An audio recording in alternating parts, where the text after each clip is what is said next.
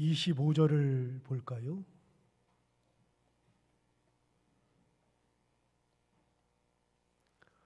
어떤 율법교사가 일어나 예수를 시험하여 이르되 선생님, 내가 무엇을 하여야 영생을 얻으리이까? 어떤 율법교사가 예수께 물었다는 것입니다. 내가 무엇을 하여야 영생을 얻습니까? 구원을 얻는 방법이 궁금했던 모양이죠. 잘 모르면 물을 수 있으니까요. 아무리 율법학자라 할지라도 모르면 묻는 것이 당연할 겁니다. 하지만 지금 방금 읽은 25절을 다시 읽어보면 율법학자는 진짜 영생을 얻는 방법이 궁금해서 물었던 것이 아니고 몰라서 물었던 것도 아닌 것이 분명합니다. 왜냐하면 25절에 의하면 어떤 율법교사가 일어나 예수를 시험하였다. 그래서 물었다라고 분명히 기록되어 있기 때문에 그렇습니다. 그런 질문을 할 수는 있으나 율법교사는 이미 구원을 얻는 방법에 대해서, 당대의 구원을 얻는 방법에 대해서는 알고 있었다는 뜻입니다. 그럼에도 불구하고 이렇게 물었던 것은 시험하기 위해서였기 때문에 정말로 나쁜 의도를 가지고서 물었던 것이죠. 자, 여러분, 이 질문을 받은 시점에서 생각해 볼까요? 예수님께서 바보 멍청이입니까? 율법학자가 했던 질문의 의도를 모르고 계셨을까요? 저만 해도 대화를 하다 보면 그 사람이 그 대화 속에 숨기고 있는 것들을 캐치가 할 수 있던데요. 여러분도 그런 거 있잖아요. 누가 무슨 말하면 저 뒷속에 뒤에 뭐가 있다 다 알고 있잖아요. 아는 경우들 많잖아요. 분명 이 말을 하고는 있지만 속마음은 그것이 아니라는 것을 우리는 알 때가 굉장히 많습니다. 우리 인간도 그러고요. 조금만 민감한 사람도 다 아는 것인데 예수님이 바보 멍청이도 아니고 그가 했던 이 말의 의도를 몰랐을까요? 제가 만약에 예수님이라면 그렇게 질문했던 율법교사를 박살냈을 겁니다. 그런 의도를 가지고 말하는 것 자체를 아주 호되게 나무랐을 거죠. 심지어는 네가 인간이야? 너 그런 식으로 질문을 해? 너 진짜 악하고도 악하구나. 이렇게 몰아붙였을 것이 분명합니다. 제 성격상 그냥 못 넘어가죠. 아예 싹을 잘라버리고 말았을 것입니다. 그런데 예수님 뭐라고 응답하실까요? 이 말을 들었을 때 예수님의 응답이 26절에 나오는데요. 26절에 보면 예수님은 이렇게 응답하셨습니다. 예수께서 이르시되 율법에 무엇이라 기록되었으면 내가 어떻게 읽느냐. 예수님의 응답은 네가 인간이야? 왜 이런 질문해? 나 시험해? 라고 하는 대신에 율법교사에게 이렇게 묻습니다. 율법에 무엇이라 기록되었느냐? 기록된 것을 가지고서 너는 어떻게 읽고 있느냐? 라고 물어봤습니다. 율법교사가 가장 잘할 수 있는 것이 율법이죠. 율법에 능통하니까요. 그러니까 율법교사가 그 말을 했을 때 예수님께서 되물을 때 뭐라고 되묻냐면 율법으로 묻는 겁니다. 그래, 그럼 너 율법 아는데 율법에 뭐라고 되어 있느냐? 성경에 있는 거는 너는 뭐라고 읽느냐? 어떻게 생각하느냐? 라고 거꾸로 대답을 하셨습니다.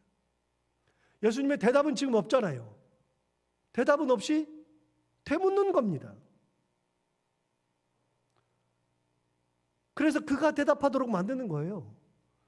저는 이런 예수님의 대화법을 몰라서 예전에는 무슨 질문을 받으면 무조건 답을 해 주어야만 한다고 했던 적이 있었습니다.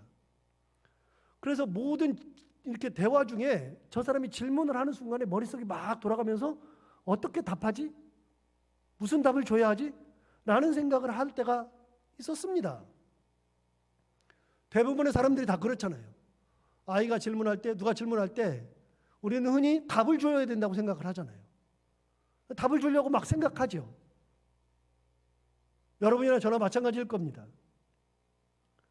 그런데 예수님과 같이 되묻는 것이 답이라는 사실을 한 10여 년 전부터 깨닫게 되었습니다. 아, 되묻는 게 답이구나. 저 사람이 대답할 수 있도록 되묻는 게 답이구나. 그 사실을 누굴 통해서 깨달았냐면 우리 둘째 아이를 통해서 제가 깨달았다고 말씀드린 적이 있었습니다. 제 둘째 아이는 질문이 엄청 많거든요. 아는 사람은 알다시피 질문이 많은데 사소한 것을 다 묻고 끈질기게 묻습니다. 엊그저께 우리 전사님이 3일 금식 기도하러 기도원에 들어갔잖아요. 여러분 어느 금식 기도 어느 곳에 갔어요? 모르죠 다. 어디 갔는지 아무도 모릅니다. 물어봐야 사실 잘 알지도 못하고 묻지도 않습니다. 그런데 우리 둘째 아이는 물어요. 아빠 전사님 어느 기도원에 갔어요? 그래서 다일 공동체 기도원에 갔다. 그러면 모르잖아요. 모르면 끝이죠. 또 물어요. 그게 어디 있어요? 그래서 제가 가평에 있다. 그러고서 이제는 이제 컸는지 거기까지만 딱 묻더라고요. 여러분 가평이 얼마나 넓은데요. 가평의 다일 공동체 기도원을 알아요? 저도 최근에야 알았거든요. 지난 1월부터 알았거든요. 굳이 알아야 할 필요가 없는 거죠. 그런데 참 궁금해해요. 그러니까 답을 제가 줘야 되니까 얼마나 힘들어요. 제가 금요일 날이 되어가지고 우리 전사님 금식 기도가 끝났을 때 이제 가서 태워와야 되니까요. 거기를 가려고 하는데 금요일 날 아침에 또 물어요. 아빠 오늘 전사님한테 몇 시에 가요? 2시에 간다. 생각에는 뭐가 번뜩 뜨냐면 야, 네가 알아서 뭐해? 너 갈 거야? 너 그거 알면 뭐 할 건데? 그런 걸 말하고 싶은데 물으니까 답해줘요. 이건 최근의 일이고요. 이 녀석 고등학교 다닐 때는 제가 새벽기도 마치고 집에 가서 잠시 뭘 먹고 아침 출근하는 시간이 7시인데 그 시간과 이 녀석이 고등학교 가는 시간이 같아요. 그래가지고 집에서 같이 나오는데 가끔 물어요. 아빠 오늘 뭐 해요? 네가 알아서 뭐 할 건데? 그래도 물어요. 아빠 오늘 뭐 할 건데? 그래서 오늘 뭐 하고 누구 만난다 그러면 꼭 물어요. 누군데요? 만나서 뭐 하는데요? 점심 먹는다. 어디서 먹어요? 뭘 먹어요? 끊임없이 물어요. 그러니까 그걸 듣다가 너무나 짜증이 나요. 막 이게 쓸데없는 걸 물어보고 쓸데없는 것을 답해야 되니까 너무 짜증나요. 근데 걔는 궁금한 거야 이게 기본적으로. 그래가지고 물어요. 물으면 하고 싶은 얘기했어요. 야, 알아서 뭐해? 내가 어디 간다고 하면 네가 알아? 그 사람이 누군지 네가 알아? 내가 거기 신방 가는데 네가 알아? 그거 도대체 왜 물어? 그러는데 그래도 얘는 물어봐요. 그래서 어느 날 저도 모르게 이 성경과는 상관없이 저도 그 생각이 번뜩 그런 생각이 든 거예요. 아빠 오늘 뭐 해요? 그러면 제가 거꾸로 물어요.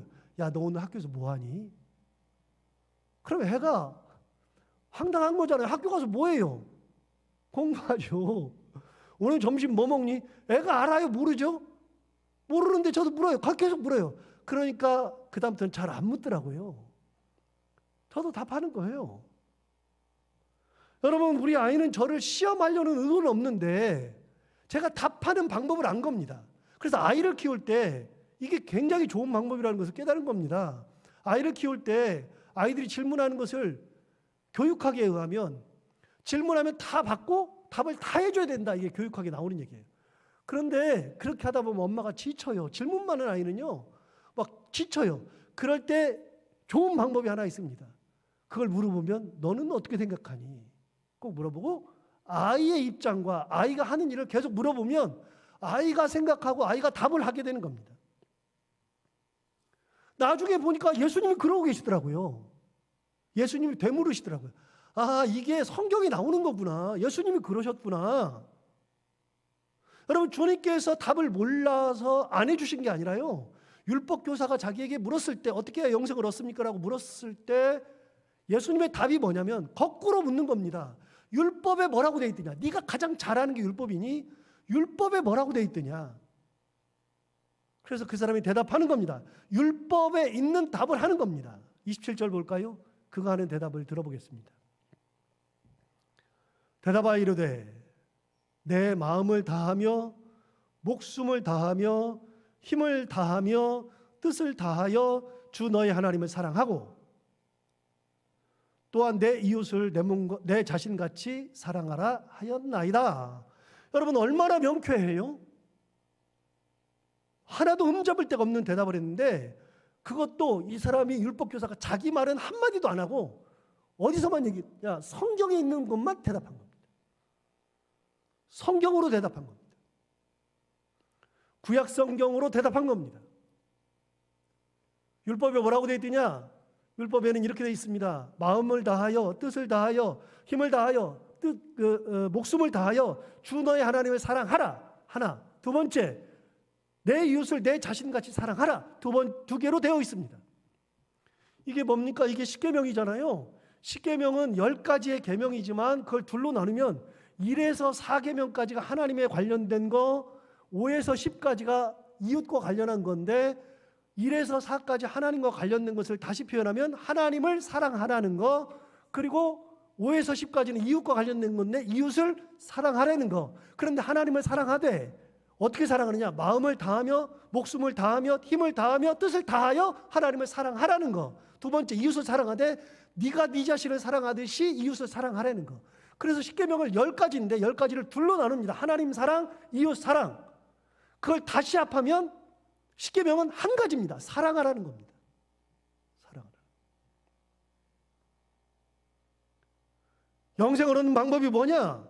성경에서 정확하게 하는 것은 하나님을 사랑하고 이웃을 사랑하라. 사랑하라는 것이 십계명의 가르침이고 이것이 영생을 얻는 방법입니다. 라고 대답한 거죠. 예수님의 대답이 필요가 없지요. 분명한 대답, 명쾌한 대답을 한 겁니다. 이렇게 잘 알면서 질문한 거예요. 도대체 뭐라고 대답하나? 예수님이 되물었을 때 자기가 스스로 대답했습니다. 예수님이 뭐라고 다시 답하나 볼까요? 28절 볼까요? 예수께서 이르시되 내 대답이 옳도다. 이를 행하라 그러면 살리라 하시니 그랬습니다. 예수님께서 분명히 그의 대답이 맞다 하셨습니다. 그런데 여러분, 그의 대답이 맞다 거기가 끝이 아닙니다.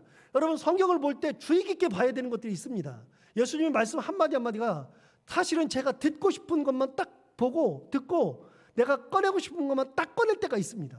여기도 28절도 앞에까지만 딱 끊습니다. 예수님이 뭐라고 대답하세요? 예수께서 이르시되 내 말이 옳도다까지만 딱 끊으면 안 됩니다. 여러분, 거기까지는 네 말이 맞다. 그런데 예수님께서 진짜 하시고 싶은 말씀이 뒤에 나오잖아요. 뭐라고 돼 있어요? 이를 행하라. 그러면 살리라. 주님께서 주시고 싶은 답이 뭐냐면 네가 알고 있는 것은 맞다. 알고 있는 게 중요한 게 아니라 뭐 하라고요? 일을 행하면서 살으라고요. 영생이 무엇인지를 아는 게 중요한 게 아니라 영생이 무엇인 것을 알았으니 그 알고 있는 대로 행하면서 살아야 한다 라는 말씀을 주신 겁니다. 여러분, 앞이 중요해요? 뒤가 중요해요? 그걸 아는 것이 중요해요? 행하는 것이 중요해요? 둘 다 중요합니다. 알아야죠. 정확하게 알아야죠. 거기다 한 걸음 더 나가야죠. 어떻게 해요? 그대로 행하면서 살아야죠.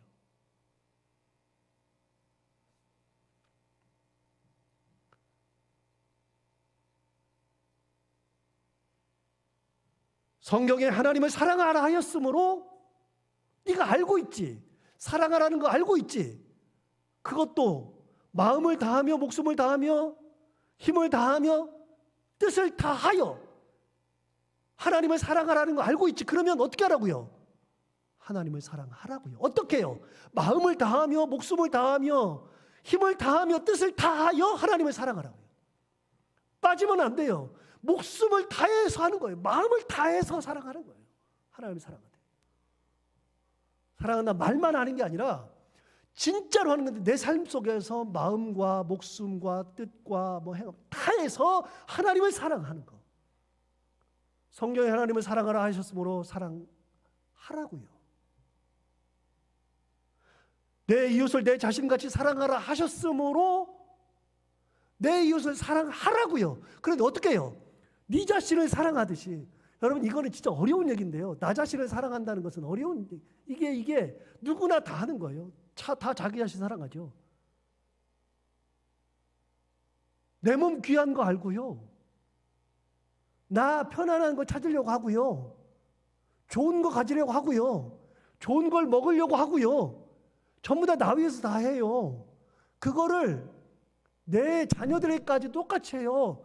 진짜 열과 성을 다해서 다 해줘요. 돈이 얼마가 들어도 그렇게 해준다고요.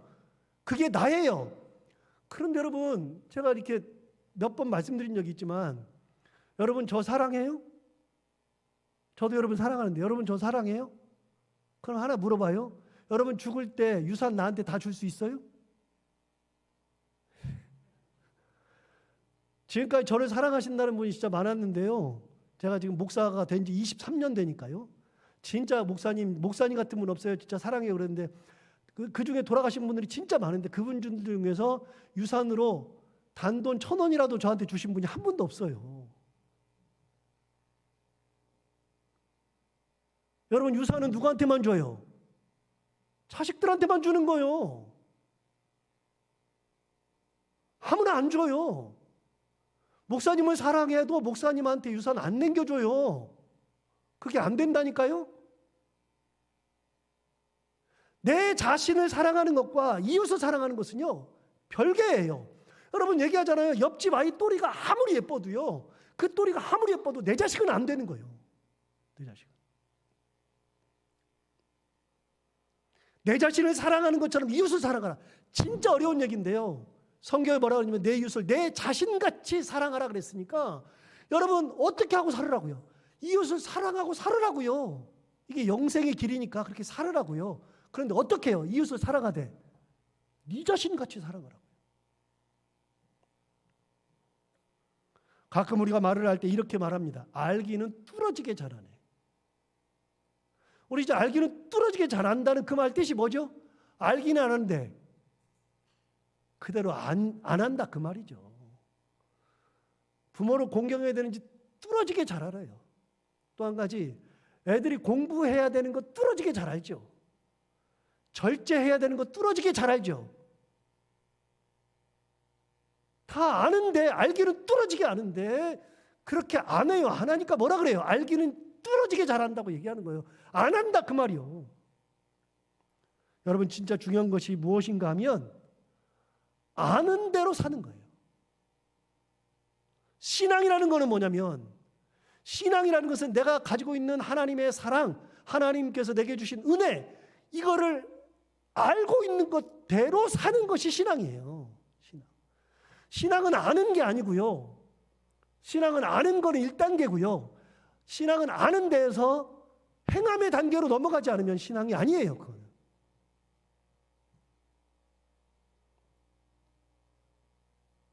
이제 그 예수님의 답을 들은 율법교사의 태도가 급변합니다. 29절 한번 볼까요? 그 사람이 자기를 옳게 보이려고 예수께 여짜오되 그러면 내 이웃이 누구니까? 라고 했습니다. 여러분 내 이웃이 누구니까 그거는 좀 이따 보기로 하고요. 제가 이 율법교사의 태도가 급변했다 그랬는데 왜 급변했다 그러냐? 29절 다시 보세요. 그 사람이 자기를 어떻게 하려고? 옳게 보이려고 했어요. 이게 왜 급변했다 그러느냐? 아까 25절에서는 뭐라 그랬느냐? 25절에서는 다시 한번 보시면 예수를 뭐 했어요? 시험했어요. 그런데 29절에서는 어떻게 했어요? 갑자기 예수님 앞에서 자기가 옳게 보이고 싶어진 겁니다. 이제는 시험이라는 것이 없어졌습니다. 자기가 옳게 보이고 싶었습니다. 칭찬 듣고 싶었습니다. 자기가 옳다는 것을 보여주고 싶었습니다. 내가 이렇게 잘 압니다. 아는데 그러면 내 이웃이 누굽니까? 라고 이야기하는 거죠. 여러분 그런데 내 이웃이 누굽니까? 라는 질문을 하기 전에 예수님께서 네가 아는 대로 그대로 행하라 그랬으면 예수님의 말씀을 들을 때 네 말이 옳도다에서 끝나면 안 된다 그랬죠. 거기서 끝나면 내가 아는 거예요. 내가 참 대단한 거예요. 그런데 여러분, 옳도다에서 끝나는 게 아니라 신앙은 옳도다에서 어떻게 하라고요? 행하라로 넘어가야 된다고요. 그럼 예수님의 말씀을 들을 때 옳도다까지만 들으면 안 되고 그 다음 뭘 들어야 돼요? 행하라는 것을 정확하게 들어야 되는 겁니다. 그게 굉장히 중요합니다. 그런데 이 사람은 행하라 여기는 아직 못 넘어가요. 넘어가질 못해요. 듣고 싶은 것까지만 딱 듣는 거죠. 예수님의 말씀 중에 마음에 두는 것은 뭐냐면 네가 옳다 하는 것만 딱 들어요. 그리고 행하라고 하는 것은 마음에 두질 않아요. 예수님의 말을 먹는 거죠. 듣긴 들어도 먹어버려요. 저거는 내 귀에 안 들어와요. 여러분, 우리는 그런 적 없습니까? 아니, 혹시 우리도 그러고 있는 것은 아닙니까? 나도 모르게 내가 듣고 싶은 말만 듣고, 보고 싶은 것만 보고, 하고 싶은 것만 하고, 마음에 드는 것만 마음을 두고 사는 것은 아닐까요? 그렇게 하면서 우리가 제대로 신앙생활을 한다고 말하고 있는 것은 아닌가요? 그렇게 하면서 우리가 예수님의 참 제자요 자녀라고 하는 것은 아닌가 한번 뒤돌아봐야만 할 겁니다. 저는 항상 이것을 경계하려고 하는데요. 사실 이것을 구분하는 거, 내가 보고 싶은 것만 보고 있다는 것을 내가 알아채는 것이 쉽지가 않아요. 내가 듣고 싶은 것만 듣는다는 것을 알아채는 것이 쉽지가 않아요. 알아채야 되거든요. 아, 내가 지금 보고 싶은 것만 보는구나. 듣고 싶은 것만 듣는구나. 내가 좋아하는 것만 지금 마음을 두는구나. 이걸 알아채야 되는데 알아채는 게 쉽지 않아요. 여러분, 이거는 굉장히 중요한 것이고 경계해야 되는 것인데, 왜냐하면 여러분, 우리는 다 똑같이 내가 주를 위해서 살고 있고 주를 위해서 일하고 있고 주를 위해 내 모든 것을 다 바친다고 생각하거든요. 신앙생활 하면서. 예를 들어서 여러분, 예배를 드리고 우리가 잘하고 있다고 생각하거든요. 예배를 드리고 있잖아요. 주일 예배는 어떤 일이 있어도 빠지지 않으려고 하고 우리는 제대로 된 신앙생활을 한다고 생각하게 마련인데, 헌금도 마찬가지입니다. 우리도 헌금하고 있잖아요. 열심히 마음을 다해 헌금하고 있잖아요. 그러니까 우리가 해야 할 도리 하고 있고 신앙생활 하고 있고 잘하고 있다고 생각하게 마련이죠. 그런데 여러분, 정말 그렇게 하는 것이 진정한 신앙생활인가? 구분하는 게 쉽지가 않습니다. 분명 신앙생활을 잘하고 있는 것 같기는 한데 이제부터 따져봐야 되는 게 하나 있습니다. 뭐냐면 진짜 그것이 내가 원하는 신앙생활이냐, 하나님께서 원하는 신앙생활이냐, 내가 원하는 예배냐, 하나님께서 원하시는 예배냐, 그거 따지는 거 쉽지가 않습니다. 분명한 것은 하나님께서 원하시는 신앙생활을 해야 되고 하나님께서 원하시는 삶을 살아야만 하는 거죠. 이스라엘 백성들은요, 놀랍게도 제사를 빼먹은 적이 없었습니다. 생명과도 같았습니다. 금식도 진짜로 잘했습니다. 새벽기도회 때 몇 번 얘기했으니까 아시는 분도 있지만 이스라엘 백성들이 금식하라고 하나님께서 명령하신 것은요, 구약 성경에 딱 한 번 나옵니다. 언제 하라고요? 매년 1월 10일 날 대속죄일에, 속죄일에 이스라엘 전체가 다, 공동체가 다 금식하는 겁니다. 그래서 금식하면서 그날은 1년 동안 지은 모든 죄를 속죄하는 날입니다. 대제사장이 지성소에 들어가고 그러면서 하나님 앞에 민족 공동체 예배를 드리는 그날만 하나님께서 유일하게 금식하라 그랬습니다. 그런데 이스라엘 백성들은 역시 열심히 특심해서 자기들이 금식일을 더 만들어가지고 한 주에 한 번 금식하기도 하고 한 달에 한 번 금식하기도 하고 절기에 금식하기도 하면서 금식일이 100일에 육박했습니다. 1년 365일 중에 100일에 육박하게 금식을 엄청나게 했습니다. 금식 엄청나게 했잖아요. 하나님 한 번만 하라 그래도 그 사람들은 열심히 많아서 훨씬 더 많았습니다. 그러면 진짜 신앙생활 잘하는 거 아닙니까? 여러분, 놀랍게도 이스라엘 백성들이 제사를 빼먹고 금식을 하지 않고 그래서 책망받은 게 아니거든요. 그래서 나라가 멸망당한 것이 아니거든요. 여러분, 이스라엘 백성들이 절기를 지키지 않아서 책망듣고 나라가 멸망한 것도 아니었습니다. 그들은 너무나도 이런 걸 잘했거든요. 종교의식을 너무나도 잘했죠. 그런데 하나님은 그들이 드리는 제사, 거기에서 드려지는 피나 기름에 배불렀다 그랬습니다. 역겹다 그랬습니다. 금식 그만하라 그랬습니다. 너희들이 성전 드나들면서 뜰을 밟는데 나를 만나러 오는 것이 아니라 성전의 뜰만 밟을 뿐이니라 라고 말씀하셨습니다. 이게 다 어디 나옵니까? 이사야 1장에 다 나오는 얘기입니다. 여러분, 그 사람들이 제사 드리지 않고요, 헌금하지 않고요, 금식하지 않고요, 성전에 드나들지 않았기 때문에 책망받고 멸망받은 게 아니라 이스라엘 백성들이 멸망받은 것은 하나님의 뜻대로 살아가지 않기 때문에 멸망한 겁니다. 얼마나 열심히 했는지 몰라요.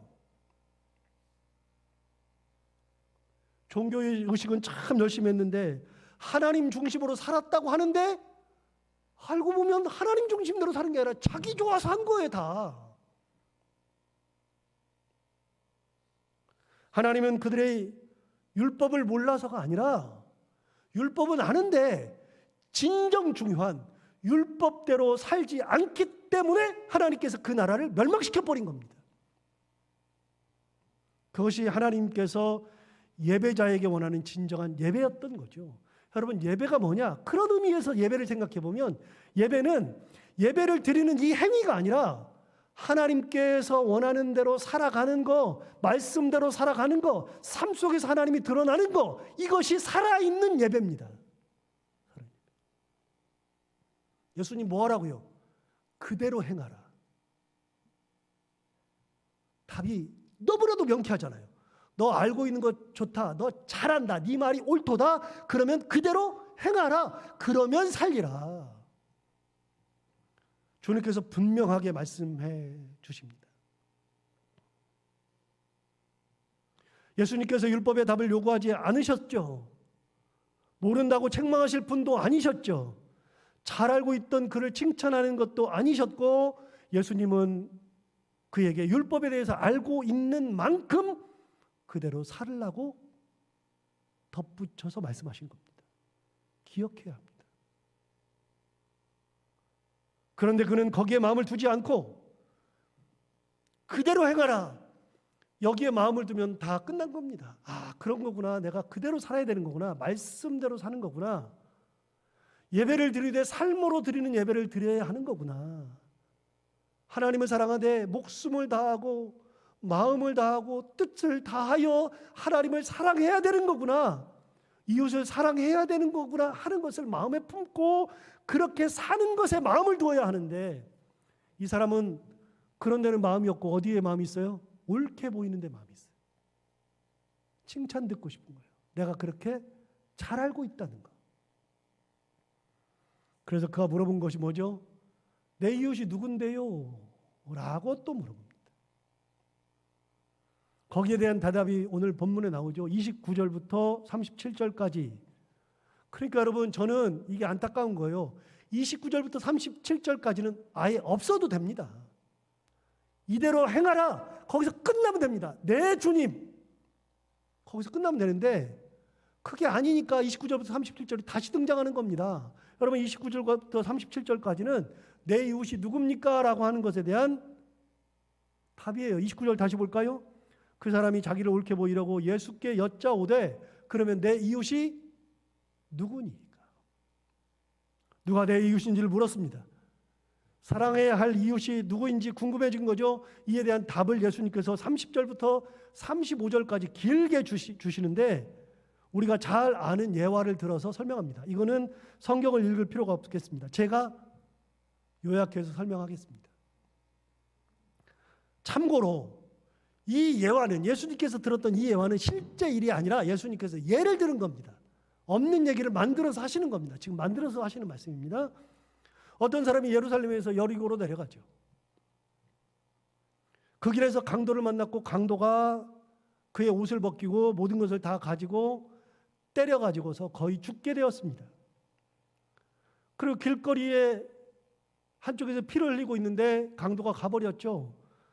그 사람은 이미 반죽음이 되어 살아날 가망이 없어 보였고 길거리 한쪽에서 피를 흘리면서 구원의 손길을 기다리고 있었습니다. 그때 제사장이 그 길을 가다가 그 사람을 발견했는데 제사장은 그를 보았으나 피하여 그냥 지나가 버렸습니다. 잠시 후에 레위인이 그곳을 지나가다가 제사장과 똑같이 그를 피하고 그냥 지나가 버렸죠. 이때 세 번째 사람이 등장하는데 그 사람이 거기를 지나가다가 길거리에 버려진 강도 만난 사람을 보게 되었고 그를 보자마자 너무 불쌍해서 그에게 다가가 기름과 포도주를 가지고서 상처에 발라주고 싸맨 다음에 자기가 타고 가던 짐승에다가 태워서 주막으로 데리고 가서 그를 돌봐 주었습니다. 그 이튿날이 되어서 그 사람은 가야만 했는데 가기 전에 주막 주인에게 이틀치, 2데나리온, 이틀치 돈을 주면서 이 사람을 잘 돌봐 달라. 그 사이에 나으면 괜찮은데 만약에 낫지 않거든 내가 돌아오는 길에 이 사람에게 들어간 돈을 내가 정산해 주겠다. 그러면서 자기 발걸음을 하고서 떠나가 버렸습니다. 여기까지가 예수님의 예화고요. 그 다음에 예수님께서 묻는 질문이 시작합니다. 36절 볼까요? 내 생각에는 이 세 사람 중에 누가 강도 만난 자의 이웃이 되겠느냐? 예수님의 질문입니다. 이 세 사람 중에 누가 강도 만난 자의 이웃이 되겠느냐? 그리 특별한 질문은 아니고요. 강도 만난 사람 곁을 지나갔던 세 부류의 사람이 있었는데 누가 진짜 이웃이 되겠는가라고 물으시는 거죠. 그러니 이에 대한 대답 역시 어렵지 않습니다. 여러분 우리가 몰라도 누가 이웃입니까? 누가 이웃이 되겠습니까? 세 번째 사람이죠. 37절 상반절을 보시면 이르되 자비를 베푼 자니이다. 예, 자비를 베푼 자입니다 라고 대답했습니다. 당연한 대답이죠. 어려운 대답도 아닙니다. 그런데 여러분 뭔가 이상하지 않습니까? 여러분 이 율법 교사가 뭐라고 질문했냐면 29절에 누가 내 이웃입니까? 내 이웃이 누굽니까? 내 이웃을 찾고 있잖아요. 내가 지금 내 이웃을 찾고 있죠. 그런데 예수님은 뭐라 그러냐면 누가 이웃이냐라고 묻고 있죠. 이 사람은 자기 입장에서 이웃을 찾고 있는데 예수님 뭐라 그러시냐면 이웃을 찾을 필요가 없다. 네가 이웃은 보면 안다. 네가 이웃이 되거라 그 말이에요. 자비를 베푼 자가 이웃이지? 그렇다. 37절 하반절 볼까요? 37절 하반절에 예수께서 이르시되 가서 너도 이와 같이 하라 하시니라. 여러분 누가 이웃이냐 그랬더니 자비를 베푼 자입니다. 그러니까 너도 뭐가 되라고요? 이와 같이 하라. 동일하게 얘기하는 겁니다. 아까 우리가 많이 들었네요. 이같이 행하라 라고 말씀하신 주님께서 예화를 들어서 끝에 또 뭐라 그래요? 가서 너도 이와 같이 하라. 예수님 말씀의 끝은요 항상 뭐가 있어요? 네가 그렇게 살아라. 남들이 해주려고 하는 것이 아니라 네가 그렇게 살아라. 네가 그렇게 행하고 살아라. 이것이 하나님을 사랑하는 자들이 해야 되는 것이다. 그런데 여러분 놀라운 게 하나 있습니다. 여러분 33절에 뭐라고 되어 있냐면 세 번째 사람이 등장하는데 세 번째 사람을 어떤 사람이라고 이야기하고 있죠? 어떤 사마리아 사람이라고 그럽니다. 여러분 사마리아 사람은 누구냐면요 유대인들이 볼 때는 이 사람은 유태인이 아니에요. 정통 이스라엘 사람이 아니에요. 왜요? 사마리아는 북쪽 이스라엘인데 이스라엘은 옛날에 아수르에 멸망해가지고 아수르가 사마리아를 완전히 혼합 정책을 해가지고 피를 섞었다 그랬잖아요. 그래서 남자는 아수르 여자랑 결혼시켜버리고 여자는 아수르 남자랑 결혼시켜가지고 피를 섞어버렸어요. 피를 섞어가지고 100년, 200년, 300년, 400년, 500년, 600년, 700년이 지나다 보니까 예수님 시대에는요 피가 섞여가지고 이게 아수르 사람인지 이스라엘 사람인지 헷갈리는 거예요. 그래서 남쪽에 있는 유다 지파 사람들은, 유대인들은요, 사마리아 사람들을 사람으로 취급하지 않았어요. 유대인이라고, 이스라엘 사람이라고 생각한 적이 없어요. 이방인들은 오히려 받아줘도 사마리아 사람들은 안 받아줬어요. 그만큼 같은 동족인데 이 사람은 사람 취급을 해본 적이 없어요. 그게 사마리아 사람이죠. 그래서 요한복음 4장에 보면 예수님께서 사마리아 성을 지나갈 때, 수가성을 지나갈 때 그 수가성 여인이 예수님에게 묻는 겁니다. 이스라엘 사람, 유대인들은 당신이 유대인인데 어떻게 나한테 말을 겁니까? 이게 그런 문화 배경에서 나오는 얘기입니다. 여러분, 사마리아 사람들은 사람 취급을 못 받았어요. 그런데 여러분, 예수님께서 예화를 들을 때 세 번째 사람이 어떤 사람이냐면 사마리아 사람입니다. 그 사마리아 사람마저도 상관없어요. 하나님의 뜻대로 사는 사람이 하나님의 사람이 되는 겁니다.